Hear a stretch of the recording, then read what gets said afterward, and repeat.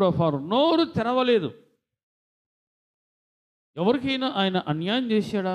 అన్యాయం చేయలా. ఎవరినైనా మోసం చేశాడా? ఆయన మోసం చేయలా. నిజాన్ని చెప్పాడు. ఇదిగో కాలం సమీపించి ఉంది, పరలోక రాజ్యము సమీపించి ఉన్నది, మారు మనసు పొందండి, సువార్తను నమ్మండి అని నిజం చెప్పాడు.